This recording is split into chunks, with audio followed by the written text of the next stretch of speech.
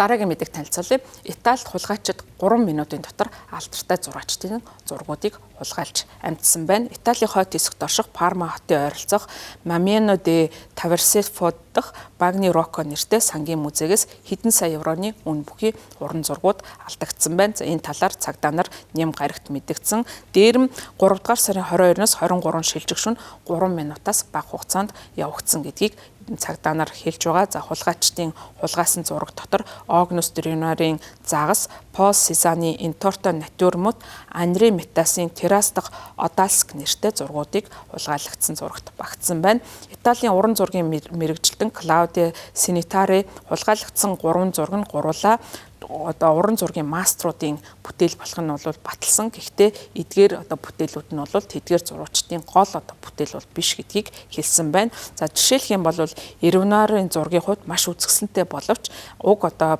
сангийн ерөнхий хөмрөгт бол хамгийн чухал бүтээлүүдийн нэг биш гэж хэлснийг Associated Press агентлагт ярьсан байна. Синитарын мөн дээрэм хийсний дараа барьцаа нэхэмжил болзошгүй гэдгийг анхааруулсан. Урлагийн хулгайг заллин мэхлэх зорилгоор тэд нэр хийсэн байх боломжтой гэдгээ дүгнэлтэд хэлсэн байна.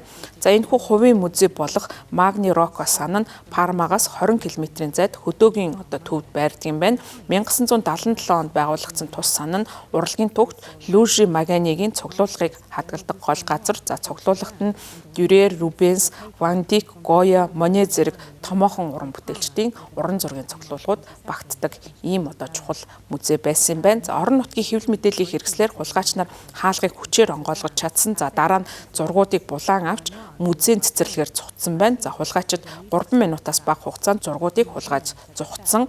Караперены цагдаагийн соёлын өвөг хамгаалах хэлтэс сэжигтнүүд өөрсдийгөө далдах зорилгоор малгай өмссөн байсан. За музейн хяналтын камерын бичлэг болон орон нутгийн бизнесийн үйл ажиллагаа дэлгүүрүүдийн бичлэгийг бас шалгаж байгаа гэдгээ нэмж хэлсэн байна. За энэхүү хулгайг тодорхойлохдоо зохион байгуулалттай хулгай дээрми хэрэг байсан байж болзошгүйгүйц цагдаа нар үзэж байгаа.